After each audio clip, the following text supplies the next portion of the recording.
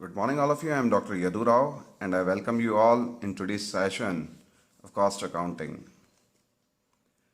तो ये last session में हमने टाइम बुकिंग देखी और उससे पहले हम टाइम कीपिंग पढ़ चुके हैं।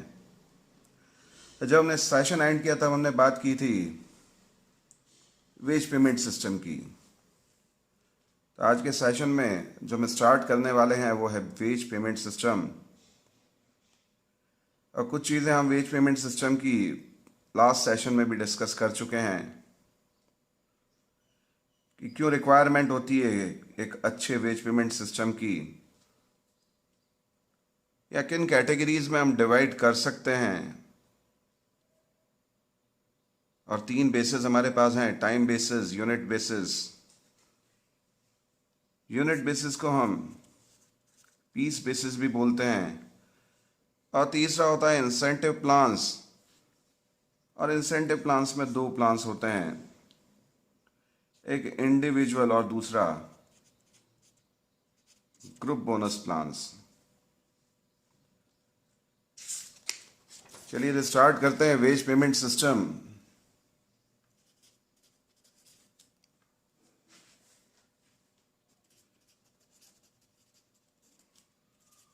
किसी भी वेज पेमेंट सिस्टम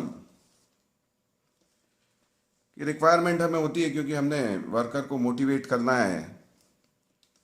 और मोटिवेशन 2 कारणों के लिए करना है। पहला तो हमारा वर्कर प्रोडक्टिव रहे और दूसरा हम इंश्योर करें कि वो प्रोडक्टिविटी इम्प्रूव करेगा।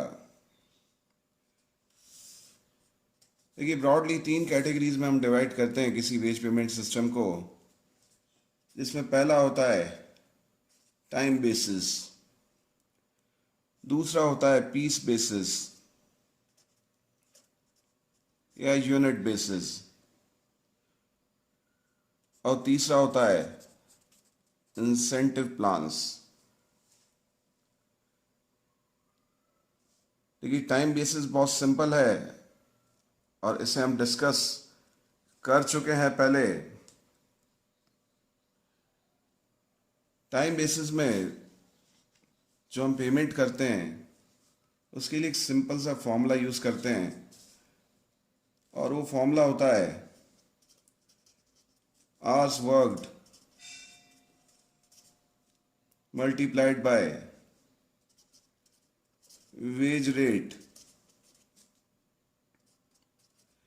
Per hour. देखिए जब हमने बात की टाइम कीपिंग की, उस समय हमने डेली 8 आवर्स एक फैक्ट्री रन करती है और per our wage rate 70 rupees लेके 560 रुपीज़ का वेज पेमेंट सिस्टम की जब बात की तो वहाँ हम बात कर रहे थे टाइम बेसिस की। यानी पहला और सबसे popular method of ways payment system होता है टाइम बेसिस। देखिए अब यहाँ पे ध्यान दीजिएगा, जब हम बात कर रहे हैं 8 आवर्स की, तो जब हम बोलते हैं आवर्स वर्कड, तो हमने टाइम कीपिंग के समय पढ़ते समय ये देखा था कि एक्चुअल में जो हमने काम किया था वो 8 आवर्स नहीं था, वो 7 आवर्स था।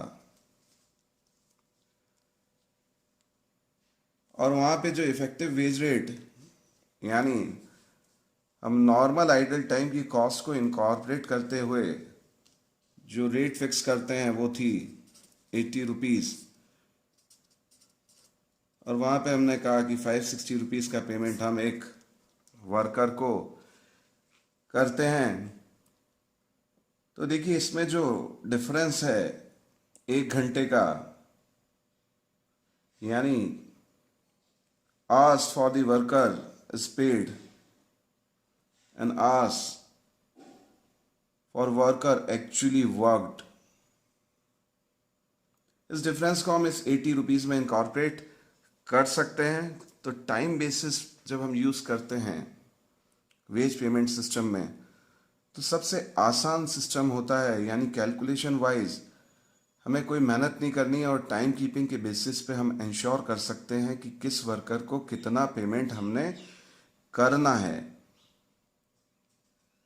देखिए यहाँ पे कुछ एडवांटेजेस भी हैं और कुछ डिसएडवांटेजेस भी हैं। प्रोज और कॉन्स जो हैं टाइम बेसिस के, उसमें सबसे इम्पॉर्टेंट प्रो जो है, जो एडवांटेज है, वो ये है कि क्वालिटी ऑफ प्रोडक्ट मेंटेन रहती है। यानी ऐसी इंडस्ट्रीज जहाँ पे हमें जो प्रोडक्ट मैन्युफैक्चर करना है उसकी क्वालिटी इम्पॉर्टेंट है, तो हमें प्रोडक्ट पे टाइम ज़्यादा देना पड़ेगा।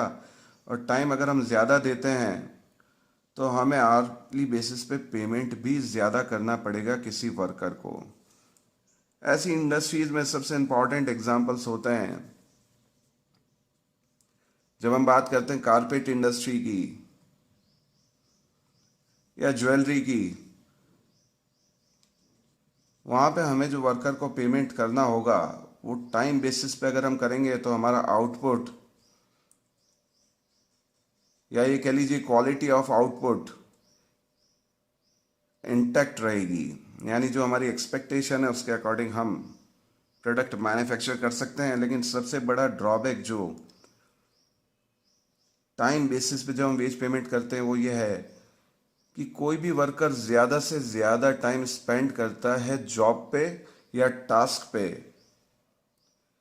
ताकि वो ज़्यादा से ज़्यादा वेज पेमेंट रिसीव कर सके या वेज गेन कर सके। तो वहाँ पे हमें सुपरविजन की कॉस्ट भी एडिशनली बियर करनी पड़ती है। यानी अगर हमारा सुपरविजन अच्छा नहीं होगा तो workers most of the times कोशिश करेंगे कि वो अनप्रोडक्टिव रहें।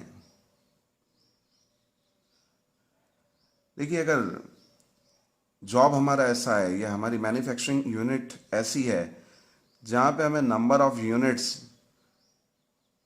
का ध्यान में रखना है, यानी कि जो रोल प्ले करता है वो मैग्नीट्यूड ऑफ आउटपुट है, वहाँ पे जो हम वेज पेमेंट सिस्टम फॉलो करते हैं वो होता है पीस बेसिस और यूनिट बेसिस। यानी ये नाम से समझ में आ जाता है कि कोई भी वर्कर जितनी भी यूनिट्स मैन्युफैक्चर करेगा उन यूनिट्स के अकॉर्डिंग उसे पेमेंट किया जाएगा। देखिए, पीस बेसिस को हम फर्दर दो कैटेगरीज में डिवाइड करते हैं। पहला है सिंपल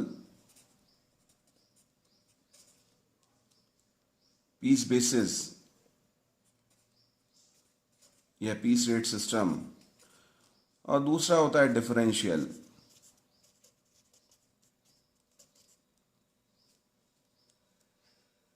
देखिए, अभी हम बात करेंगे सिंपल पीस रेट की इस क्लासिफिकेशन में, क्योंकि इसका कैलकुलेशन भी आसान है और ज़्यादा डिफ़िकल्टी समझने में नहीं आती है।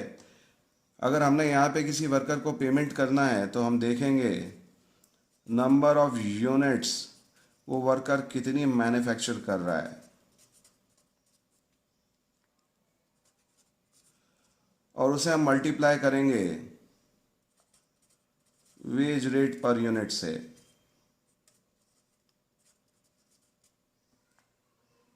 अब मान लीजिए किसी गिवन कंडीशन में या किसी दिन कोई वर्कर 50 यूनिट्स मैन्युफैक्चर करता है और पर यूनिट जो वेज रेट है वो मान लीजिए 15 रुपीज़ है, तो इसका मतलब है हमने उस वर्कर को पेमेंट करना है 750 रुपीज़। देखिए, जब हम बात करते हैं टाइम बेसिस की या सिंपल पीस रेट की, तो कैलकुलेशन वाइज ये बहुत सिंपल होते हैं, तो इनका फर्दर डिटेल में डिस्कशन करना ज़रूरी नहीं लगता है, क्योंकि कैलकुलेशन वाइज ये बहुत सिंपल है and you can easily solve the numerical questions if they are relating to time basis or simple piece rate basis.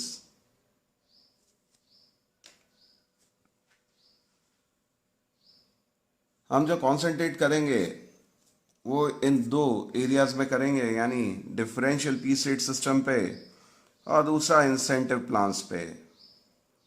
और यहाँ पे हम इंडिविजुअली हर प्लान को डिटेल में डिस्कस करेंगे। जब हम बात करते हैं डिफरेंशियल प्लान की,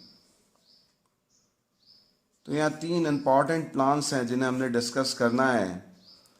अब ये तीनों प्लान न्यूमेरिकल क्वेश्चंस में भी आते हैं और थ्योरेटिकली भी इनका रिलेवेंस बहुत रहता है। पहला प्लान है टेलर्स प्लान, दूसरा है मैरिक्स प्लान और तीसरा है गैंट्स प्लान।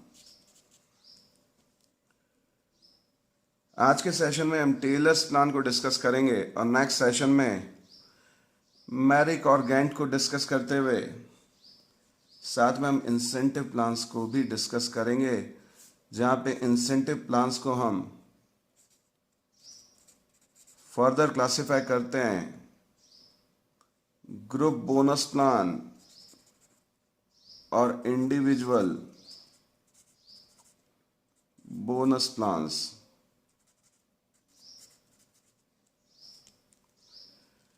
यहाँ पे भी हमारा जो कंसंट्रेशन होगा वो इंडिविजुअल बोनस प्लान्स पे ज़्यादा होगा, जहाँ पे हम बात करेंगे हाल्सीज प्लान, दूसरा रोवंस प्लान, तीसरा इमर्सन प्लान, चौथा होगा बार्थ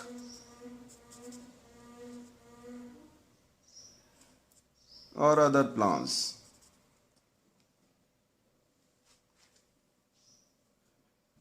चलिए आज स्टार्ट करते हैं टेलर्स प्लान से।